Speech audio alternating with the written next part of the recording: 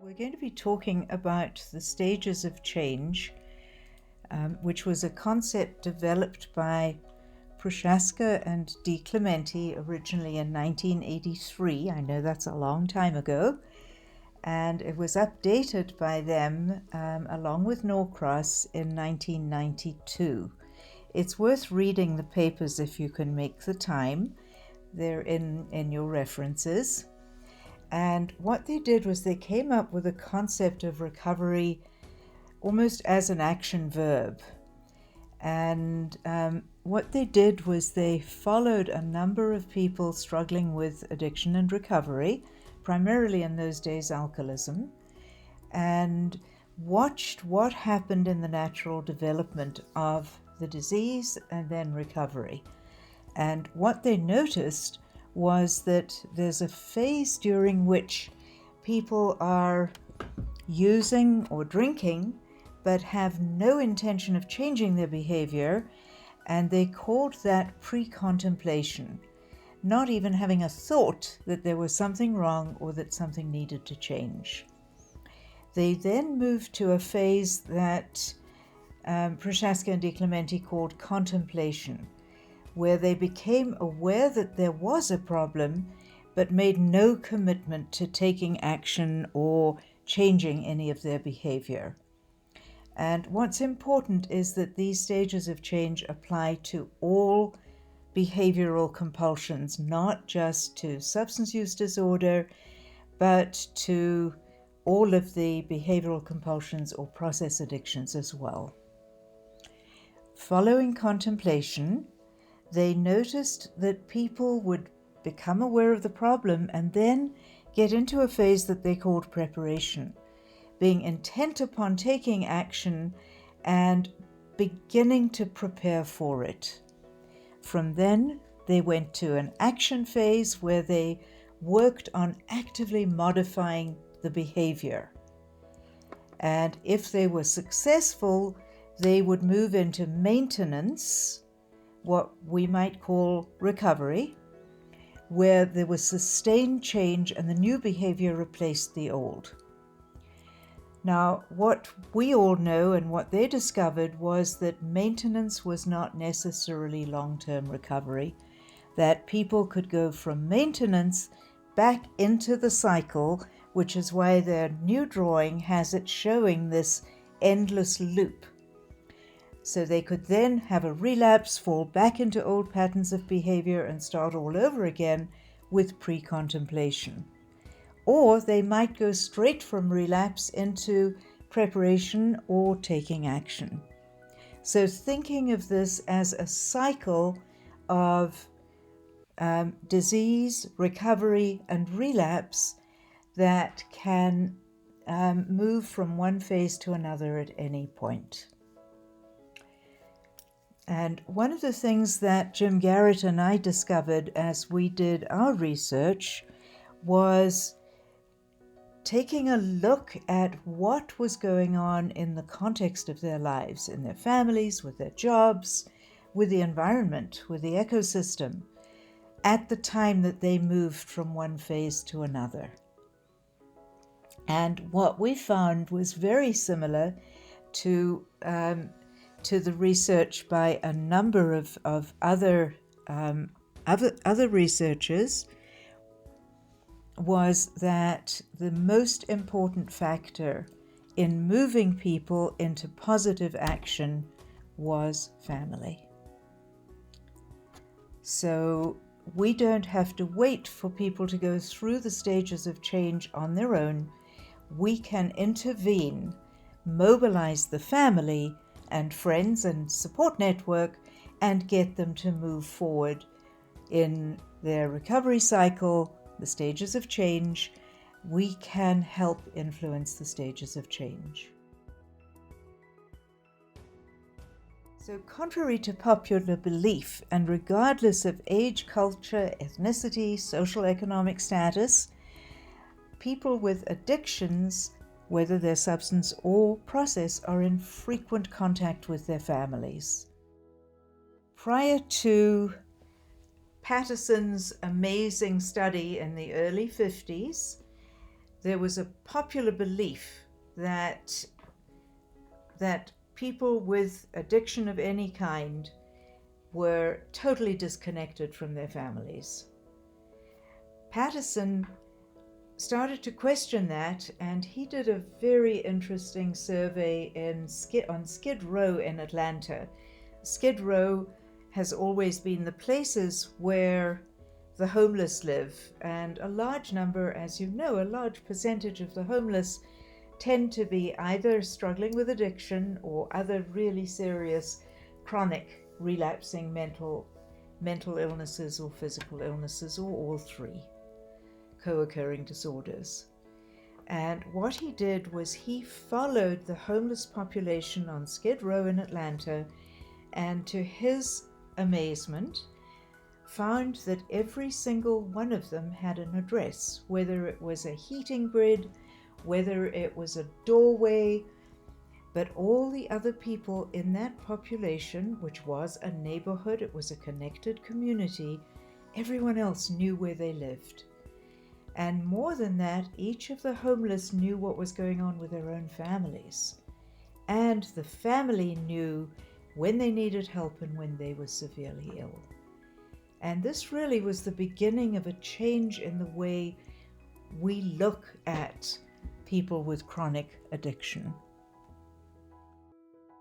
A following study looked at the percentage of adult drug users living with their parents, or a parent if a parent were alive, and the figures hold across the world that it's a disproportionately large number of adult drug users as opposed to general adults. Another really interesting study was done by Purcell and Lamont in 1979, and they replicated it 20 years later, and the data was identical. What they did was they looked at the daily telephone contact with parents, and first they looked at people struggling with heroin addiction, and 64% of them were in daily contact with parents. Then they looked at polydrug users, and that was 51%. And what has really surprised all of us in this field, the percentage of non-addicts is only 9%. And every time I've asked a room full of our trainees or populations we're teaching anywhere in the world, these statistics hold. Roughly 10% or less of people who are not addicted are in daily contact with a parent. So what we're learning is that connection is protection. There was a survey done and published in the journal Addiction, survey of middle school children in Germany, the United Kingdom, and Italy, and they found that roughly 42% of the students use drugs, and students in middle school are typically the 11 to 13s. Only 32%, 10% fewer with a strong relationship with mom or both parents at home use drugs, and more than 10% less, only 16.5% of students with both strong relationships with mom and two parents at home reported substance abuse problems. And with this in mind, my team and I did a study looking at connectedness in terms of whether connectedness was protective from risk-taking. And this was during the early years of the HIV/AIDS pandemic, and we looked at sexual risk-taking as our primary measure. And what we did, we looked at sexual risk-taking compared with frequency of contact with extended family as our measure of connectedness to family, and as our measure of connectedness to culture, we looked at knowledge of family stories across time. So our hypothesis was that the better connected we are to our family of origin, extended family, and the more we know our family stories across time and are connected to our cultural history, the less risk-taking. So our first study was looking at women in a sexually transmitted disease clinic compared with women in a social community center. And what we found was that both measures, frequency of contact and knowledge of family stories, held up both together and separately, and both correlated with reduced sexual risk-taking.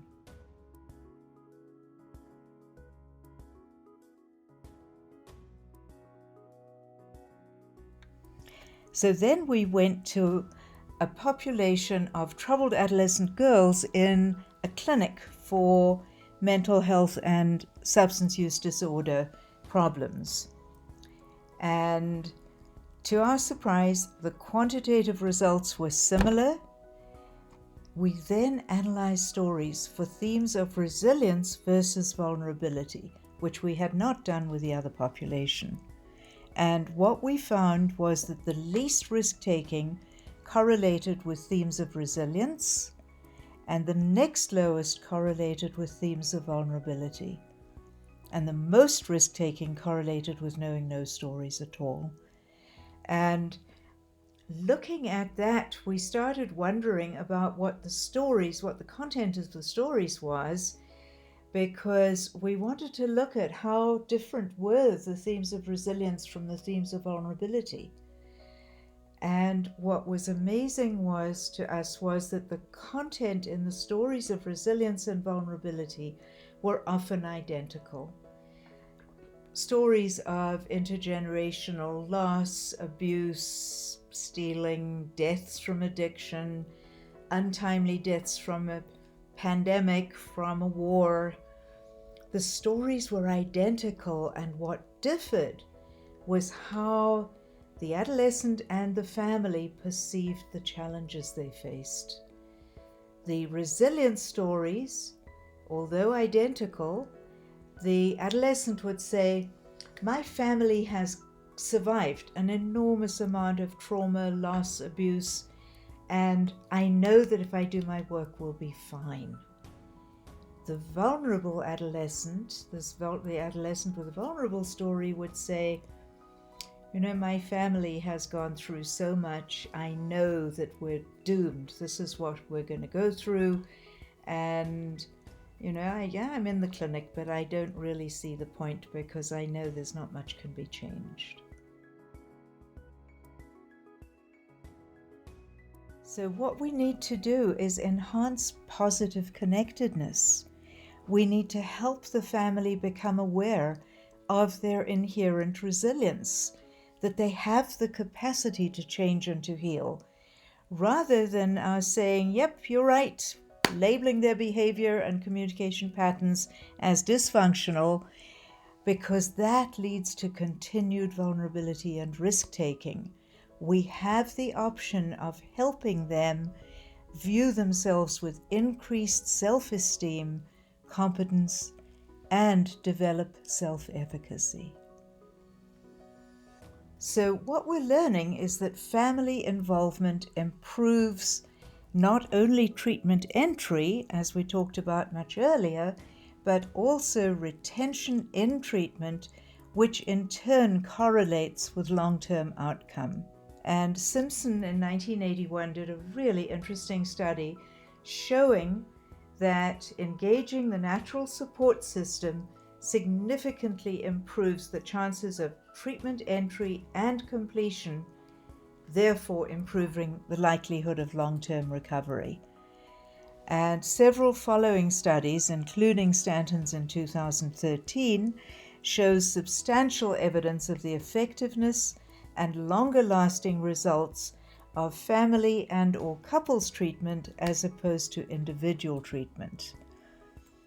Individual treatment works, but couples treatment works better, and family treatment works the best. There also is a piece written about Arise in one of the TIPS, Treatment Improvement Protocol, by SAMHSA, number 39. Family Motivation to Change. So what we have realized is that there is an adaptive force operating within families who experience major loss or stress that guides the family first towards maintaining survival and then toward healing when that threat is removed. And I've called it family motivation to change or to heal. And I believe you have the paper to match in your readings.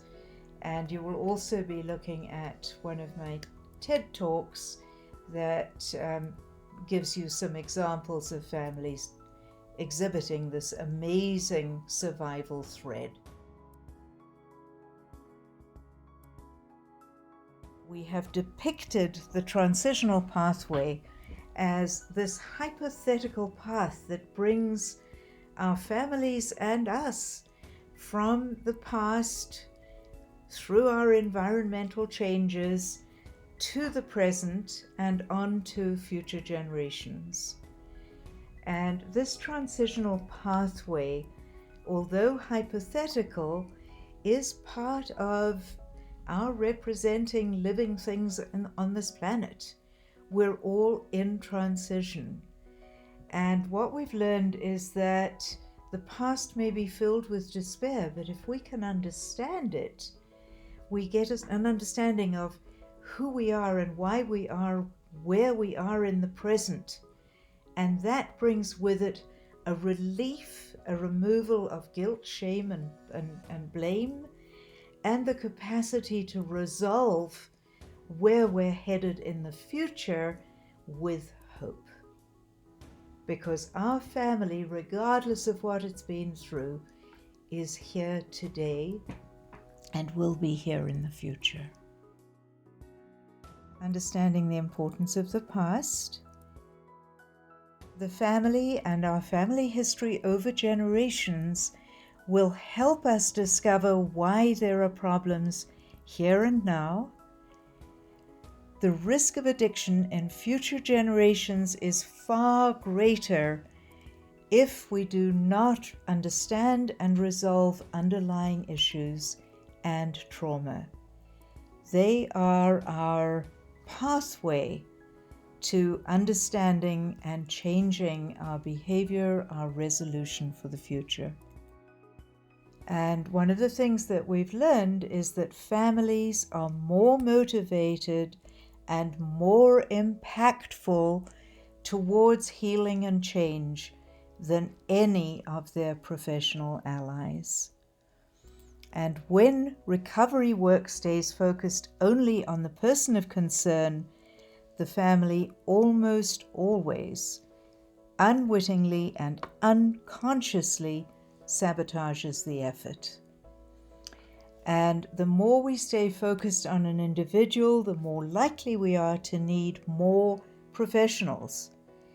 And Jim Garrett and I did a very interesting study, just adding up the number of professionals it takes to replace one family member or one member of the natural support system.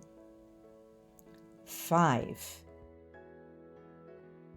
Recovery only happens when both individual and family understand the magnitude of the problem on the one hand and that there is hope. You're going to find with Arise, we work a lot with those opposite poles, balancing despair with hope, balancing the magnitude of the problem with hope of change and resolution.